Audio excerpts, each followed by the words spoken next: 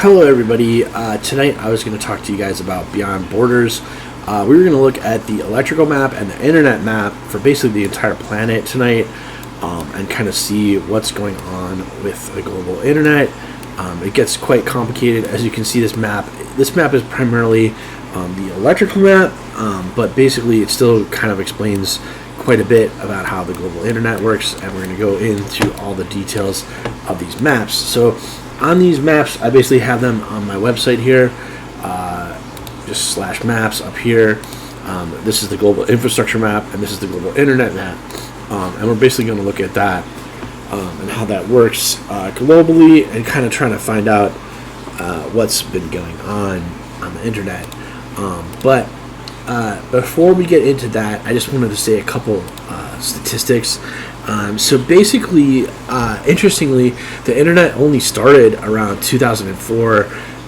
That was really the big internet that we know today. That's like Facebook, Google, and some other ones. Basically started around the early 2000s, and then basically after that, we had a lot of mobile phones started to take off. And today, most of the world still uses the internet on their mobile phone, believe it or not.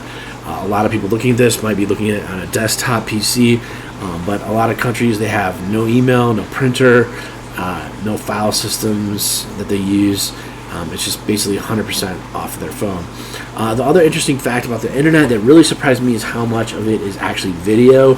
So 70 to 80% of the global internet traffic is video, and a lot of that is even expected to increase over the next few years. Just video data is huge. And the other thing is, a lot of people don't speak English on the internet. There's Hindi, Spanish, Portuguese, Arabic, Indonesian, and it's not really all about English on the internet.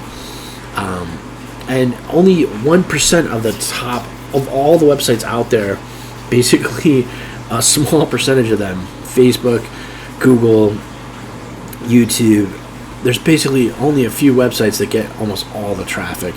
So it's kind of a frustrating truth.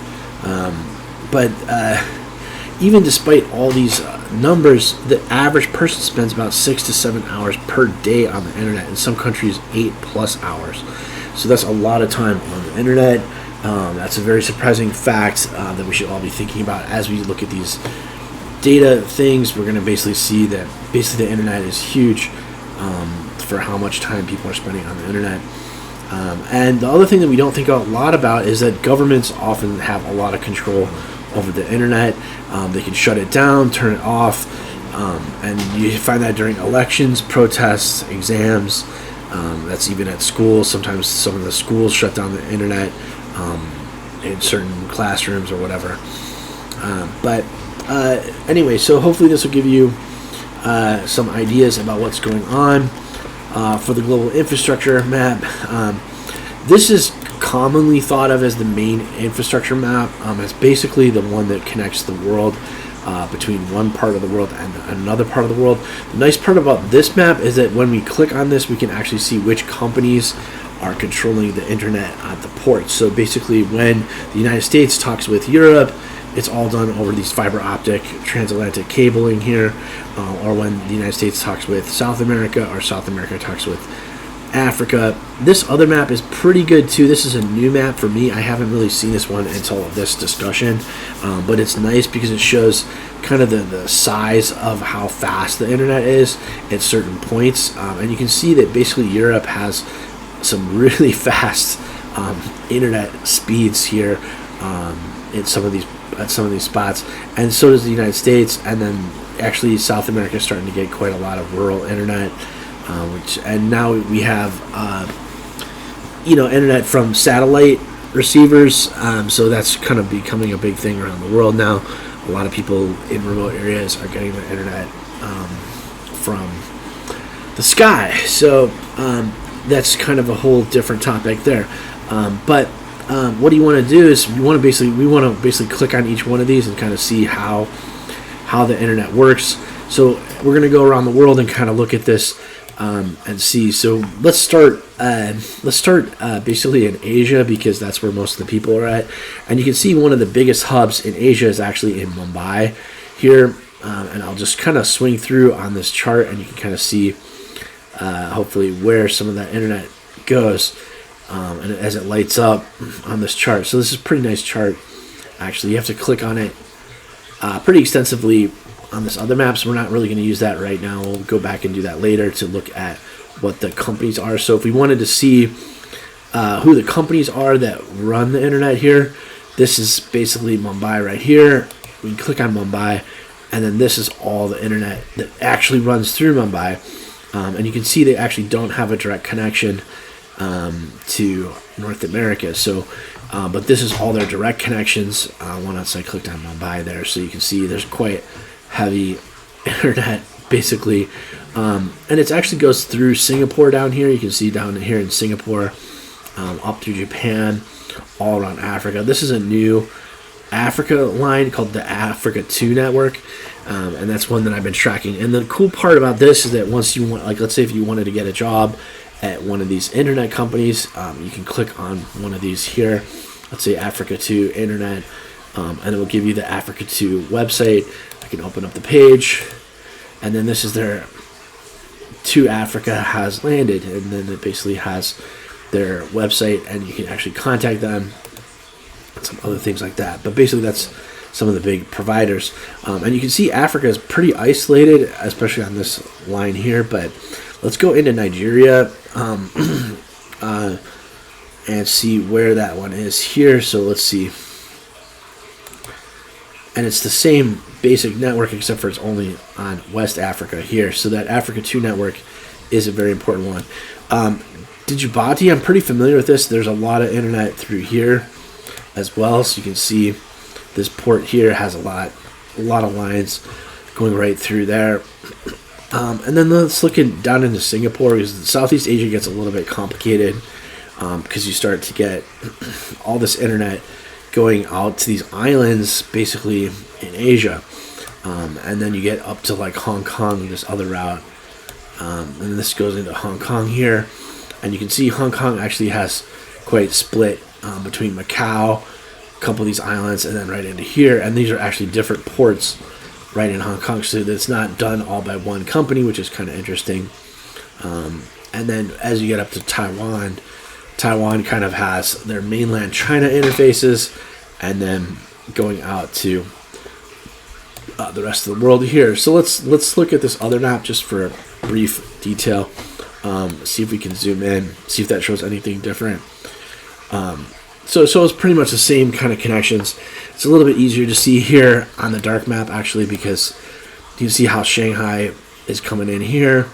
And look at that. Wow. So that's kind of a big line right in through here, right there.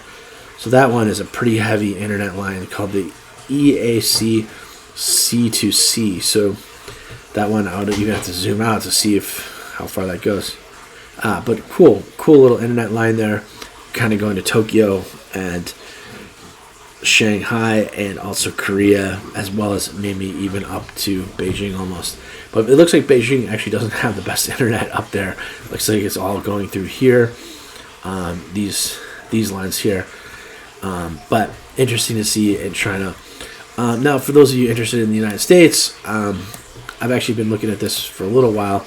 It's actually quite interesting to see what goes on in the Caribbean.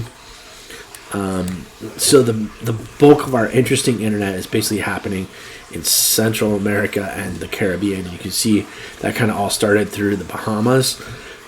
So there's a lot of fiber optic basically heading out through the Bahamas and then down through here.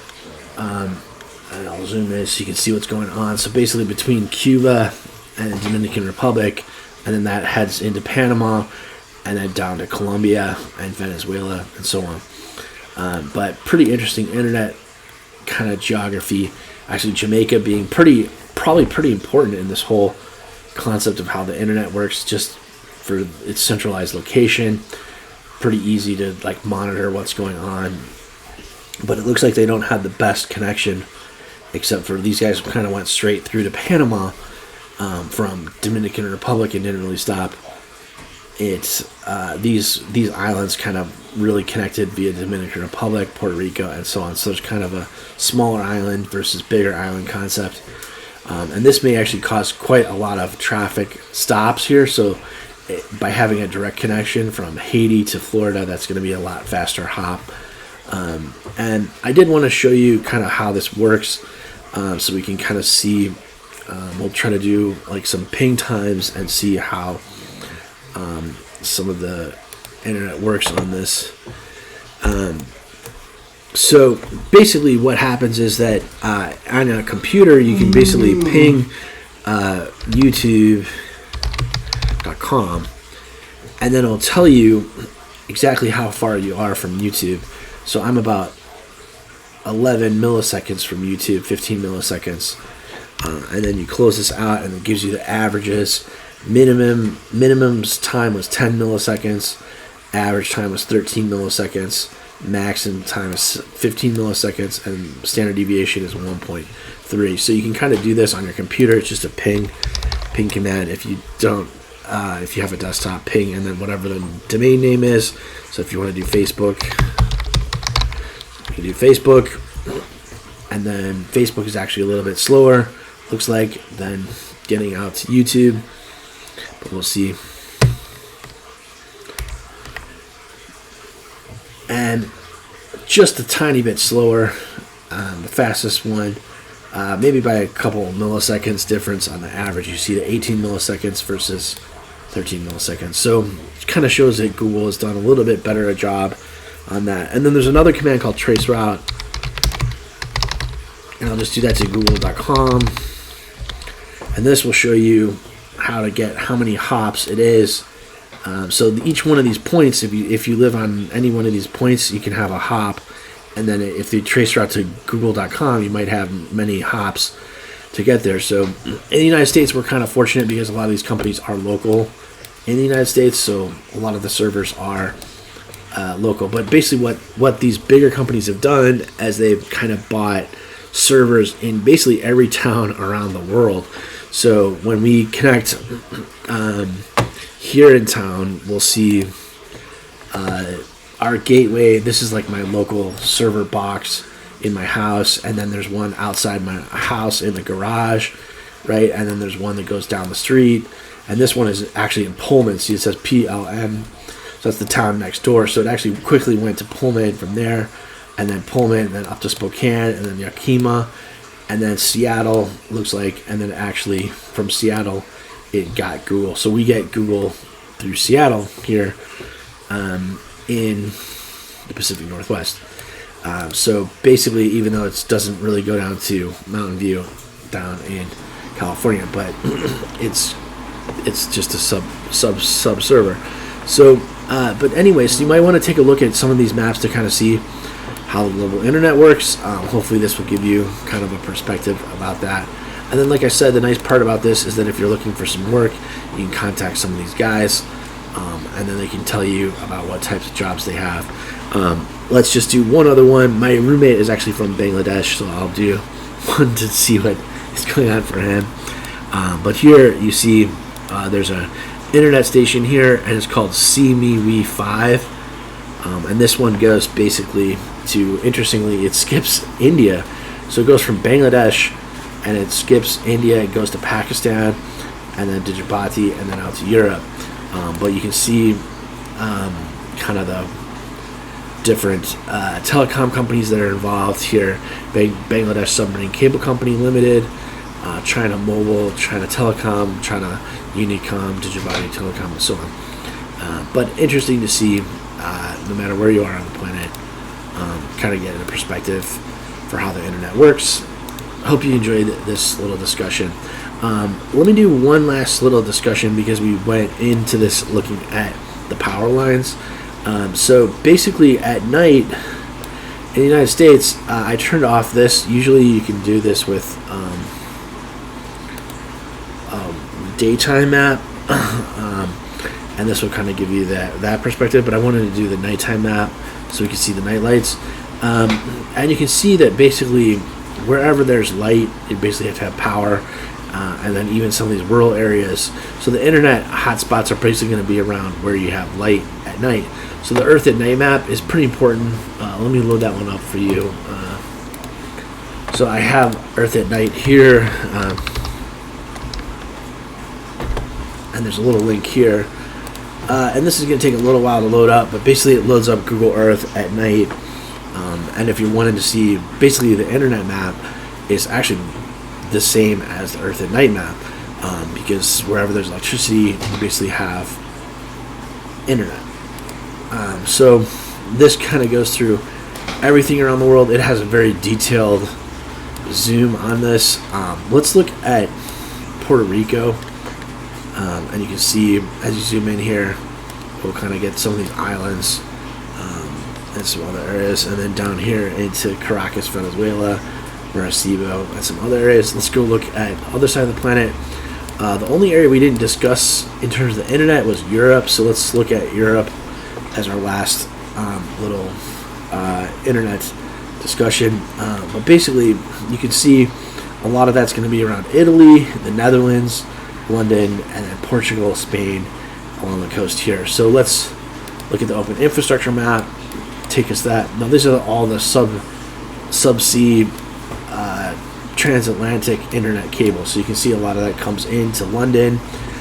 Maybe some of that comes into the Netherlands. Some of it comes into Portugal, and then some of that comes into down here. So you can kind of see pretty easily where these major internet lines come and go. And basically on this map, this is the kind of the main lines across the Atlantic, right? So there's basically the top northern lines, and then there's kind of these central lines, and then there's the southern lines, and then even these kind of, then Africa kind of handles most of the lines below that, right? And then there's these ones that kind of take off through Europe, right? And then there's some smaller ones that go up into the north. And there's some pretty cool internet companies if you find them up in the northern Arctic, so you might want to check out some of those. I was kind of contacting some of them, getting a hold of them, and it's interesting to talk with them about that. But I hope you enjoyed this discussion on the global internet. Let me know if you got some ideas, and I'll be glad to talk to you. Thank you so much.